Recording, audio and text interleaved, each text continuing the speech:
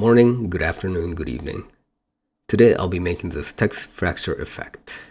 Although the conventional ways of breaking up mesh has been through the self-fracture add-on or quick explode effect, since the introduction of split to instances and bake nodes in version 4.1, this effect is now easily achievable with just the use of geometry nodes. I will be showing you how to use them through this tutorial, so please stick around and try it out for yourself. Blender version 4.1 or above is required for this effect, so please consider upgrading if you haven't already. Alright, let's get into it.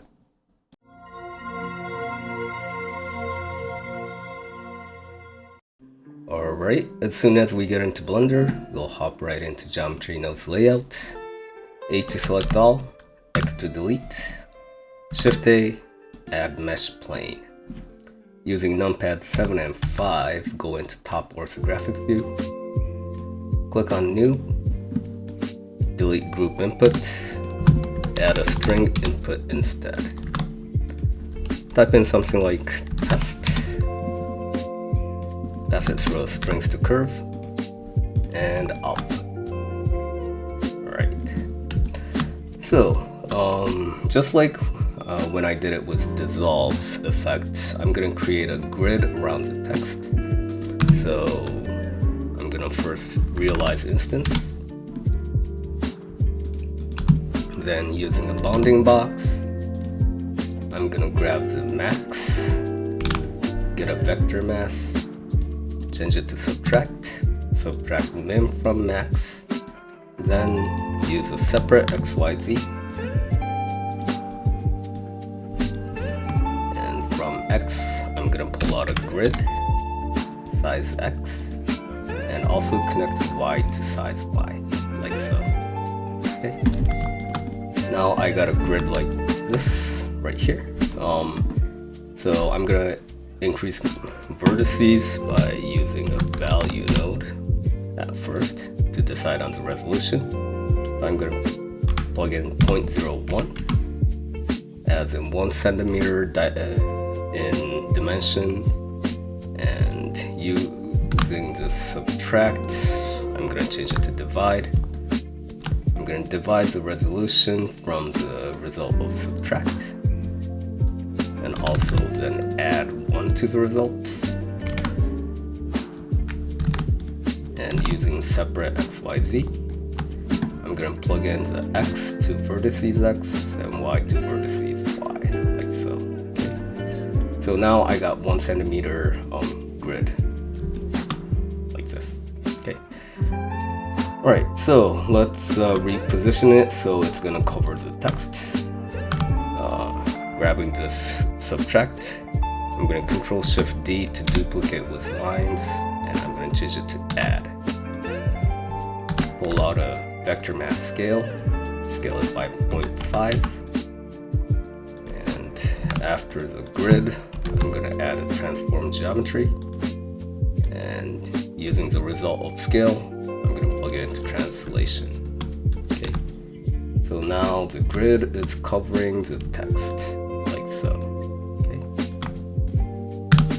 right.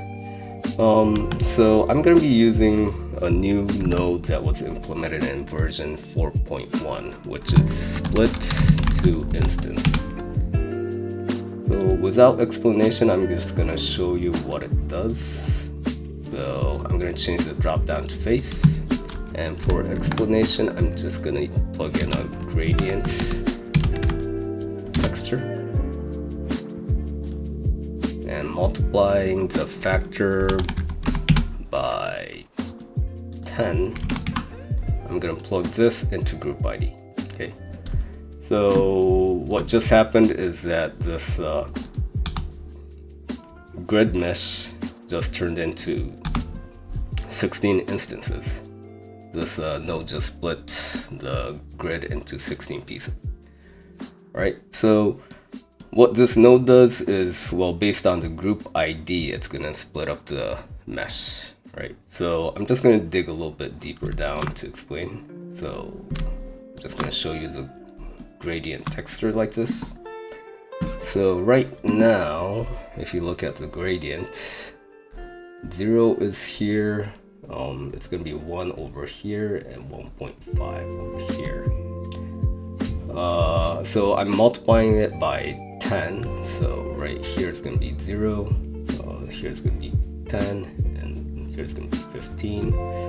But within here, there's going to be like 0.25, which is going to turn into 2.5. And when float gets converted into integer, which the group ID is an integer, so this is going to be 2 instead of 2.5, right? So something like that. So it's going to happen for all the points in here, or less all the faces.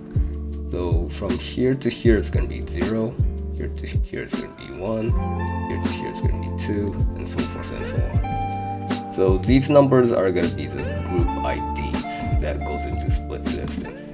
So if I were to look at the output, you can see that it's like split into these pieces. Okay. So essentially that's what's happening. We can use any kind of input into the group ID. It just has to be integer. But if I were to use a noise texture doing the same thing, you get a pretty interesting pattern like so. You can also use something like brick texture, and for that matter, it doesn't have to even be a texture, right? But today, what I'm going to be using is a Voronoi. Using Voronoi texture, I'm going to change it to 2D. From the output of color, I'm going to multiply it by 100. And now you can see this grid mesh has been split up into these huge chunks. Okay. I know the resolution and also the size of the pieces have something left to be desired, but I'm just gonna keep on going with this mesh. We'll make the adjustments later. Okay. So now we've split it up into different instances. I'm just gonna separate out the geometry and pull out one instance at a time. So I'm gonna plug it in like so, and using a compare equal and plugging in index, I'm gonna be able to separate out one instance at a time. Okay. So if I go through the numbers, you can see some instances are gonna have single mesh, and some are gonna have multiple mesh, like this one. But we will actually separate these out into single mesh island groups. Okay. But first, I want to take mesh Boolean with the text. But before I do so, if I look into the wireframe, you can see that because this was made out of grid, there's a lot of extra edges and points, and I'm just gonna kind of clean this up and turn them into n-gons. Okay, so what I'm gonna do is delete geometry, change it from point to edge, then using selection I'm gonna pass in a greater than, and changing B to 1, and I'm gonna pull out face count, edge neighbor face count right here. Okay, so if you saw what just happened, all the edges except for the outline has just disappeared, along with the face. So that's kind of what I want, but now I'm going to change it to curve by using mesh to curve node, and then I'm going to actually fill it with an n-gon fill, like so. Okay, so now it's a face, n-gon face without all the extra vertices. Okay, all right, so now we got these mesh islands, so I'm gonna actually perform the mesh Boolean with the text. So I'm gonna pull out a line from this realized instance, bring it all the way over here, and I'm gonna plug it into a fill curve node, and I'm gonna change the fill type to n-gon, like so. Okay. So let me reroute and show you some panned out version. Okay, so realize instance to all the way over here. Okay. Right. So I got this text with filled curve, but I can't really do a mesh boolean with two planes. So what I'm gonna do is extrude mesh, and as you can see now it's a volume like so. Okay. Now I'm gonna use a mesh boolean. Change the boolean type to intersect, and I'm gonna boolean between the fill curve and the extrude mesh like so. Okay. So now you see that there's like these cross sections between this guy and this guy. Okay. Right. So now we got these mesh islands in a shape, kind of in a text, but what I'm gonna do is split it up further with mesh island groups, right? So what I'm gonna do is split to instance again, second time today, but this one I'm gonna change it to face, and for the group ID, what I'm gonna use is mesh island index, right? So now these pieces are separated apart into 4 actually instances. So there's actually 1, 2, 3, and actually there's a really small piece right here. So there's 4. Okay. I'm again gonna separate them out. So separate geometry.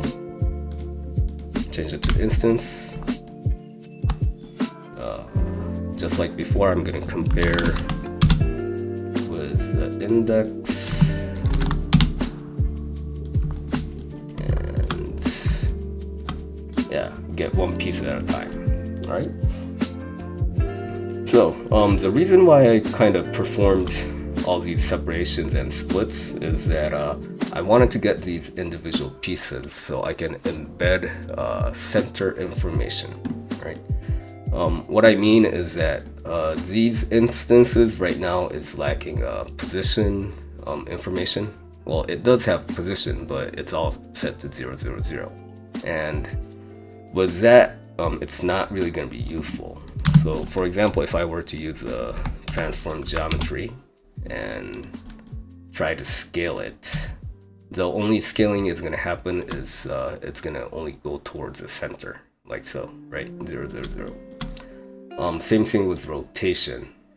It's not gonna rotate around its individual points, but it's only gonna rotate around the origin. So the reason why I wanted to get them individually separated out is so I can embed a center information in there so we can use it later for animation. So coming out of this section, I'm gonna use a realized instance and get a bounding box output from vector from max. I'm gonna add min, and I'm gonna scale it by 0.5 to get the center location of this bounding box. Okay, so now I can get a store named attribute and change it from float to vector and point to instance. I'm gonna call this center and plugging in this value right here. Okay. So now if we take a look at the spreadsheet in the instance, we can see that there is a center information right here. Okay. Right. We've gone this far to embed one information into one piece or one fragment, but what I'm going to do is use a repeat zone to repeat the process for all the pieces, right? So I'm going to pop in a repeat right here. As soon as we plug in a repeat, we want to add an iterator. So going from the empty socket, I'm going to add 1 and plug this into the output value. Okay, like so. I'm gonna open up the N panel or side panel with N and rename it to ITR and change it into integer. Okay, and I'm gonna split this apart like so. Okay, and next I'm gonna add a join geometry right here, and I'm gonna plug in the result of store named attribute into join geometry like so. Reconnect the output, and I'm gonna move these guys up like this, and I'm gonna plug in the iterator to this equal b socket. Alright, now for iterations, what I'm gonna have is the main size out of split to instance, change it into instances, and get the instance count for the iteration like so. So now we got these 4 pieces, and you can see that we have the center value right here. Alright, so now we can move on to other Voronoi fragments. So I'm gonna do the same thing, repeat them right here. Add an iterator, connect it up. So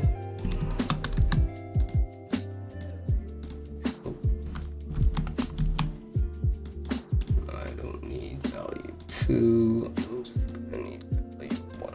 Okay, so iterator, integer, okay, and it's gonna be a long one, so here to here. Okay. Right, adding a join geometry right here.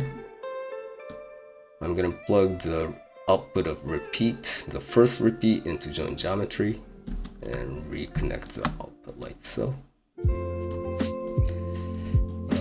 Let me move it up a little bit. Now, from the repeat input iterator, I'm gonna connect it up right here to the equal. Okay, and let me get some more real estate. From the split to instance, same thing, the main size, instance count, right here. Here we go. Right, so we have an issue right here and also here. The reason for it is that the grid that we made is basically flush up against the text, and mesh Boolean kind of messes those cases up. So what I'm gonna do is, using this transform geometry right after the grid, I'm gonna change them to 1.001. Just increase the size a little bit, just by slightly. Okay, so it's pretty clean now. All right, cool. So we've pretty much broken up the text into pieces, but we are using 2 loops. Loop within a loop. So we are getting a little bit of delay issue, right? So if I were to say set position, the control is going to be sluggish, and it's going to probably affect the animation as well. So what I want to do now is introduce you to the second node of 4.1, which is bake node. Right? So as many of you may know, bake will take the operation that was performed on the left and stored into memory, and after that you no longer have to do the same operation again. So in order for bake to work, we must save the file, so let's just quickly do that. And now we can bake, so let's bake. And if you're successful, you'll get this bake frame 1, or whatever frame that you baked in. Okay. So with bake by our side, let's increase the resolution and increase the fragment count. So this is the resolution right here. So we'll it to 0.001. You can go smaller, I'll just keep it at 0.001. And also for Voronoi texture, I'm going to change the scale to 20. And in order to update the mesh, we'll have to rebake. And now we get smoother lines and more fragments. Alright, nice. Okay, so before we move on to animating this, what I'm gonna do is explain a little bit why we had to use this center. So say for example, if we were to do a scale instance, and say if we want to scale these individual pieces, right? If I were to change the scale of these, the only thing that's going to happen is it's going to scale towards the center, and it's not going to look like it's breaking apart, right? So if I were to say plug in a position right here, which should be the individual piece's position, it's still not going to do what you want it to do. The reason for it is that as I explained, each individual piece of instance is saying the position is 0, 0, 0. So they're all referencing the world origin. Okay, so that's why I had to embed that center information. So if we were to take a named attribute, use the center and plug it into the center, and if we were to change the scale, now you can see these individual pieces scaling towards its own individual centers, right? So you can see the cracks finally. You can also do this with, say, rotate instance. Same thing. If you don't plug in the center, it's gonna rotate around the world origin. But if you use the center as pivot, you can see each piece rotating about its own center. Okay. All right. So let's start animating. The animation that I'm gonna do is a crumbling effect, which is that the text is gonna crumble from bottom to top. So first thing first, I'm gonna insert a set position and noise texture. Okay. You can leave all the setting as it is. From color, I'm gonna pull out a vector mask, change it to subtract. I'm gonna subtract 0.5, 1, and 0. And then I'm gonna multiply by 0.110. Okay. Then using a vector mask scale, and from the output I'm gonna offset like so. So the same problem basically, because all the instances referencing world origin, it's gonna offset uniformly. But if I were to use a named attribute center, now you can see all the pieces are broken apart like so. Okay. All right. I'm gonna animate from bottom to top. So I'm gonna pull out a scene time from here. I'm gonna get a mask node, use a subtract, plug it into here, duplicate, change it to max, and set max it with 0. Right. Then what I'm gonna do is duplicate this named attribute, pull out a separate XYZ. From the Y, I'm gonna pull out a map range,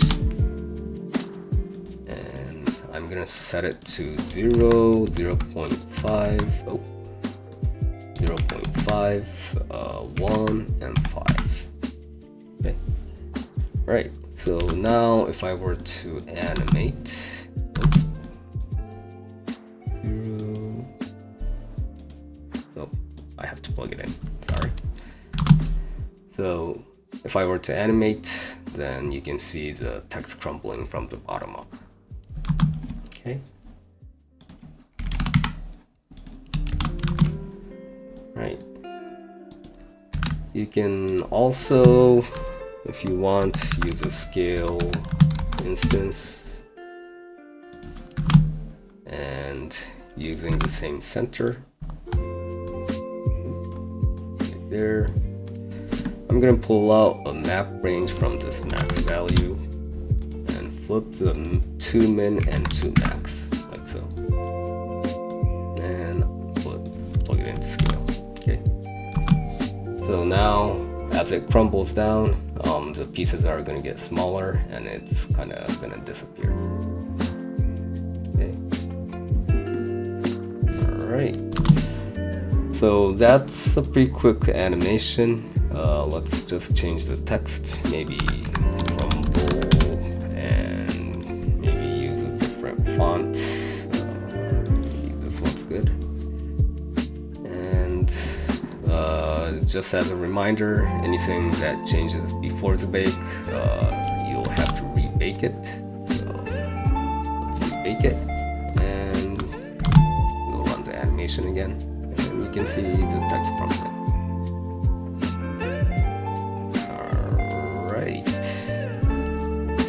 Nice. I'm not going to be going over materials, but I think you can handle it. So let's go over what we just made. Right. So going from left to right. I'm going to explain a little bit, but the first part is making the grid. Second part, we are splitting the grid into pieces of Voronoi textures. We're taking mesh Boolean with individual instances, and we're further splitting it apart so we can embed center information using the store name attribute. Then we're baking the whole thing on the left and animating. Okay. Right, so before I wrap up the tutorial, there's another thing I want to do. Since this node setup can be reused by switching up the input texture to divide the mesh, I'm going to group up some nodes and mark it as an asset. So first, let's select Voronoi texture and multiply, and bring it all the way to below strings to curve node. After that, we'll select from realize instance to repeat output just before the bake. From realize instance to repeat output right there. Okay. Then press Ctrl G to make it into a node group, and type N for side panel. Open up the group tab. For the input geometry, I'm going to rename it to curve instances. And for the value for resolution, I'm going to prepare another socket and call it resolution, and reconnect the resolution input to divide second output input. Okay. Then I'm gonna re-input the resolution value and reposition the nodes because now it's more spacious. And for this node, I'm gonna call this GN underscore fracture text, but you can call it whatever you want. I'm gonna bring the bake over as well, so you can see the relations. Okay. Then for the last part, we'll right click on the shield icon, go to the drop down menu and click on mark as asset. And now it's complete. Well, thank you for tuning in. Hope you enjoyed the video and see you next time.